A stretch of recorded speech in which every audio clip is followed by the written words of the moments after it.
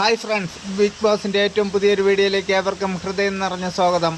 മറക്കാതെ channel subscribe ചെയ്യൂ. വളരെ വിഷമത്തോടു കൂടിയാണ് ഞാൻ ഈ വാർത്ത പറയുന്നത്. എന്നാൽ പോലും പറയാതിരിക്കാൻ എനിക്ക് നിവർത്തിയില്ല. ഷാനവാസിനോട് ഇന്ന് അവിടെ കാണിച്ചത് കൊടും ക്രൂരത തന്നെയാണ്. ഒരു മനുഷ്യൻ്റെ സുഖമില്ലാത്ത ഒരു മനുഷ്യനാണെന്ന് പോലും കരുതാതെ ആ മനുഷ്യൻ്റെ ദേഹത്ത് പാലൊഴിക്കുകയും ആ മനുഷ്യനിപ്പോൾ നെഞ്ചുവേദന എടുത്ത് ഹോസ്പിറ്റലിൽ കൊണ്ടുപോയി. എന്നിട്ട് പോലും ബിഗ് ബോസ് എന്തുകൊണ്ട് ഈ ആര്യനും അക്ബറിനും നെവിനുമെതിരെ ആക്ഷൻ എടുത്തിട്ടില്ല?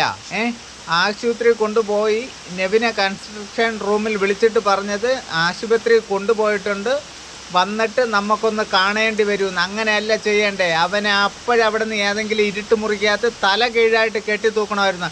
അവനെ മാത്രമല്ല, ഇതുപോലെ ആര്യനെ അക്ബറിനെ അവന് നെഞ്ചുവേദന എടുക്കണമെന്ന് പറഞ്ഞപ്പോൾ യുവമാർ മൂന്നുപേരും കൂടെ പറഞ്ഞത് വെറുതെ അതിന് മാത്രമൊന്നുമില്ല, ചുമ്മാതെ ഷോയ എന്ന് പറഞ്ഞവന്മാരാ.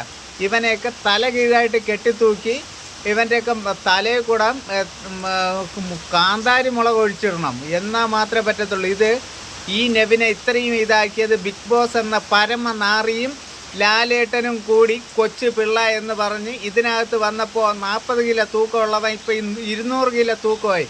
ബാക്കിയുള്ളവരുടെ ഫുഡും കൂടെ കട്ടുമുടിച്ച് കഴിച്ച് അവനെ കൊച്ചു പിള്ള എന്ന് പറഞ്ഞ പിള്ളയല്ല ഇവനാണ് ഈ ആണും പെണ്ണും കെട്ട ശിഖണ്ഡി എന്ന് പോലും ഇവനെ വിളിക്കാൻ വയ്യ. ഇന്നലെ ഒരു സ്ത്രീ സുഖമില്ലാതെ കിടന്നപ്പോൾ അവളുടെ ദേഹത്തൂടെ അവൾ കിടന്ന ബെഡിൽ വെള്ളം ഒഴിച്ചിട്ട് പോലും ഈ ബിഗ് ബോസ് എന്ന് പറയുന്ന പരമനാറി പരമച്ചെറ്റ അതിനൊരു ആക്ഷൻ എടുത്തിട്ടില്ല.